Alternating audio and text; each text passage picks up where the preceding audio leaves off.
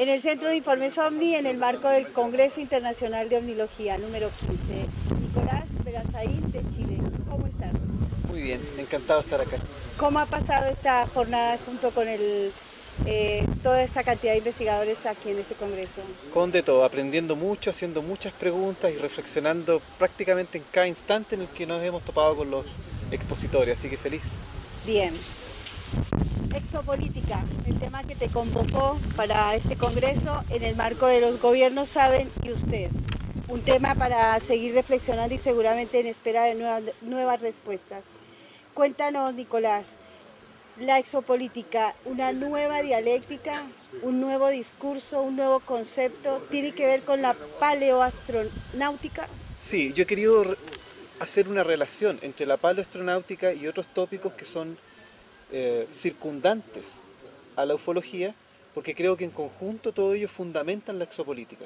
Es decir, solamente la ufología, sin hacernos cargo de la paleoufología o paleoastronáutica, o de las abducciones, el fenómeno de los crop circle, o la psicología del contactismo, en fin.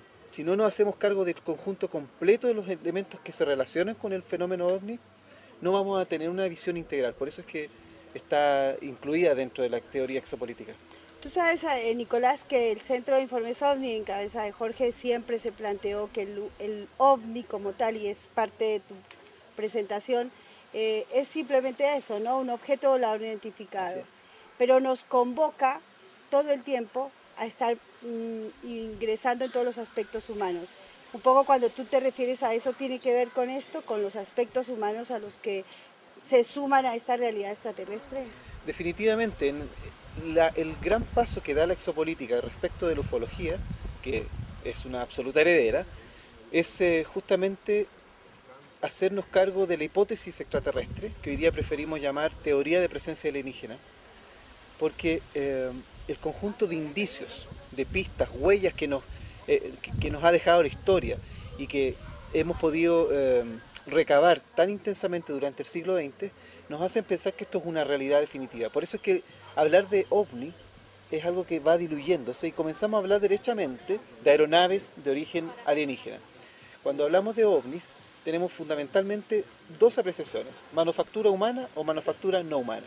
Si es manufactura humana se refiere a tecnología furtiva, pero ese concepto no agota todo el fenómeno. Hay una gran parte de fenómenos aéreos anómalos que no se explican por esta condición. Entonces, cuando ya nos sentamos a aceptar la teoría de presencia alienígena, toda la cultura se ve afectada. Es decir, nuestra idiosincrasia, nuestra forma de ver el mundo, la manera en que constituimos una política gubernamental, me refiero, nuestra educación, nuestros enfoques religiosos, por ejemplo, todo se ve removido porque estamos hablando de que hemos sido observados y estamos siendo probablemente examinados constantemente por inteligencias no humanas. Entonces no es poca cosa. No es poca cosa. Hablamos, los gobiernos saben y usted. Vinieron a nuestro congreso todos los participantes hablando de ese tema. El capitán Robert Salas, una conferencia en donde nos da claridad de que los militares saben de que los gobiernos tienen en claro de que existe toda esta información. ¿Tu concepto al respecto? Sobre Bob, sobre Bob y sobre los militares. Bueno, es que son una misma cosa en cierta medida, porque claro, Bob ha sido parte del movimiento de destape o disclosure, que viene tal vez desde Donald Keyhoe, cuando comienza la ufología a interesarse por el mundo militar y político y a acusarlos directamente de encubrir toda esta realidad. Cuando se hace esa acusación formalmente en algunos textos fundamentales de Donald Keyhoe, comienza la exopolítica en rigor. Yo prefiero hablar de ufología política. El término exopolítica va a caer en algún tiempo porque se ha tergiversado. Pero el hecho es que hay suficientes razones, pruebas documentarias, por ejemplo, testimoniales, que nos hacen pensar que el gobierno norteamericano principalmente, y probablemente el chino, pero estamos muy poco enterados de lo que ocurre ufológicamente en China, esconden información sistemáticamente en los últimos 60 o 70 años, fundamentalmente para salvaguardar su concepto o su política de seguridad nacional. Pero además presumimos que eh, ellos también de alguna manera se precaven de las consecuencias que podría contraer para la sociedad un impacto discursivo como este, un aviso oficial del presidente Obama en que declarase la presencia alienígena en la Tierra.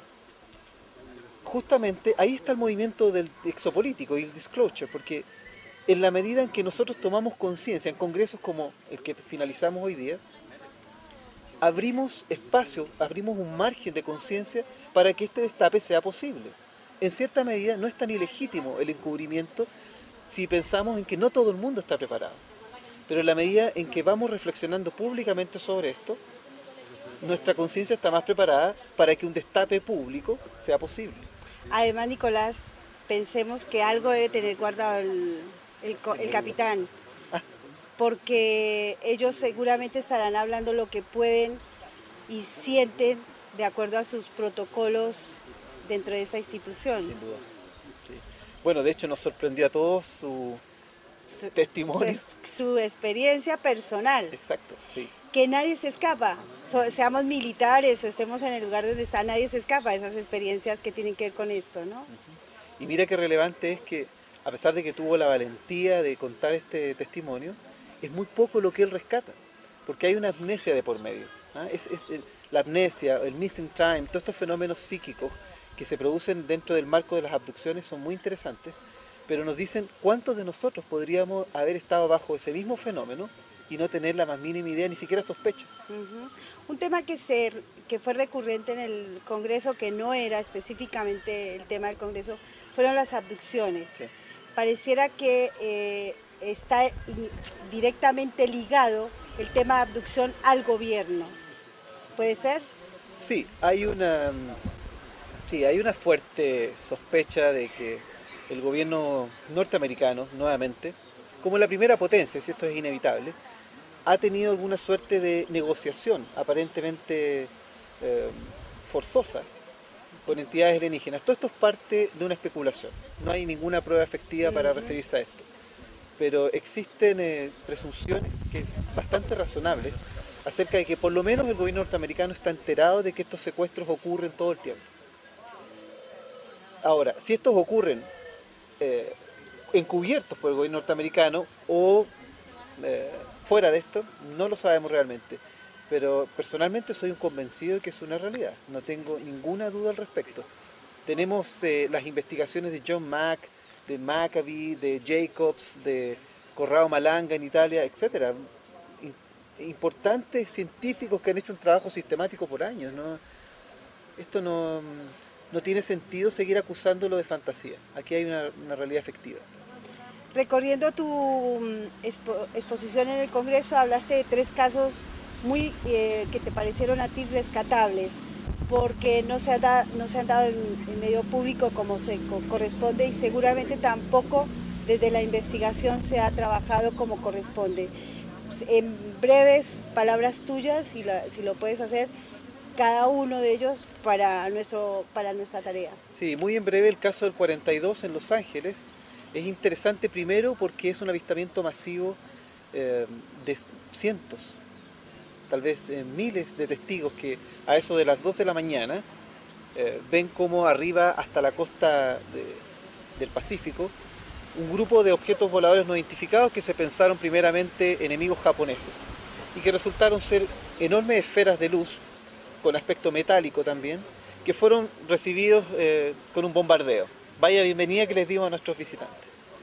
Eso por una parte es muy interesante porque es muy antiguo, es anterior al 47 con Kenneth Arnold o Roswell. Esto es el 42. Ahí comienza, diría yo, la ufología en estricto rigor. Luego tenemos el caso de Ruwa, estos 62 niños que presencian en el año 94 el descenso de una esfera metálica de la cual desciende una criatura humanoide, el estereotipo del grislus, exactamente el estereotipo del grislus, solo que con cabello largo. Eso es un detalle muy interesante. Se comunica telepáticamente con algunos de estos niños, pero el hecho interesante es que pocos minutos después, cerca de 40, 50 minutos después del avistamiento, el director de la escuela, tras recibir el testimonio, le pide a los niños que dibujen lo que habrían visto, y y es una descripción unánime. Todos los niños describen un objeto que desciende entre los árboles, del cual desciende a su vez una criatura humanoide. Interesantísimo. Y el último, Cumburgás, que lo conozco muy de cerca porque probablemente el análisis más importante que se ha hecho del caso lo hizo un chileno, un amigo personal, Mario Valdés, que ha hecho un trabajo muy exhaustivo y ha descubierto, para ir rápidamente al hecho puntual, la cabina interior de lo que sería una aeronave alienígena. Y en ella una operación aparentemente de examinación de un cuerpo por parte de dos grises, comillas, y un insectoide. Todo esto se encuentra tras un análisis de fotogramas tras fotogramas, un trabajo sumamente exhaustivo. Bien, demasiado sintetizado, como para que vean tu conferencia completa, que la vamos a tener también para todos los que quieren adentrarse en esta temática. Yo quisiera traer a colación o a la conversación que tenemos palabras de nuestro compañero común, investigador Jorge Ambrós Dumont, cuando él decía, es hora de que el ovni Coca-Cola desaparezca. ¿Tu opinión? Totalmente de acuerdo, y de hecho, en lo personal estoy muy expectante y muy inquieto con respecto a lo que pasa en China. China es una nación gigantesca, tienen alta tecnología hoy día, y por algunos contactos que tengo, fundamentalmente a través de algunos exopolíticos que viven en Hong Kong, sé de que hay una actividad ovni-luz, pero extraordinaria. Y hay un seguimiento a la fenomenología ovni sumamente importante, pero no nos enteramos, porque no tenemos acceso a los sitios web, no es fácil comunicarse con los chinos. Hay una barrera. El idioma ya es una gran barrera. Primero el idioma y luego, bueno, todas las restricciones culturales, políticas que existen, hacen muy difícil el acceso. Pero algo inquietante está pasando ahí, definitivamente, y esperemos, bueno, tener la oportunidad de viajar y de alcanzar esos datos. Bien. Ahora, ya para ir cerrando, tus conclusiones al respecto del Congreso como tal y de tu visión acerca de todo lo que se vivió en la temática en este Congreso. Mira, yo he sido un tanto majadero en repetir que el objetivo de la exopolítica es el destape en términos de discurso público y en términos de conciencia. Un destape escrito con D mayúscula y con D minúscula. El D mayúscula se lo dejo a los norteamericanos, cuando ellos hagan la declaración pública, espero que desde la Casa Blanca. Pero el destape con D minúscula no es menor, y es esto que estamos haciendo acá. El conversar, el tratar el tema abiertamente, sin ironías, sin sarcasmos, sin ridiculización, nos lleva a esparcir la inquietud, el prurito que nos hace pensar en qué está pasando, no solamente en el fenómeno ovni, sino que asociado a esto a la presencia alienígena, que es lo que realmente nos interesa. Así que, además, aprovecho de felicitarte, Luz, porque esta es una instancia de destape, esto es disclosure. El disclosure no es solamente videos, entrevistas que hagan militares, es esto, es la conversación con la gente, rescatar la información que surge a partir de la misma ciudadanía y de nosotros mismos, los que investigamos, los que estudiamos. Aquí está produciéndose el destape. Yo creo que sí, es un poco lo que siempre se dijo desde el CIO.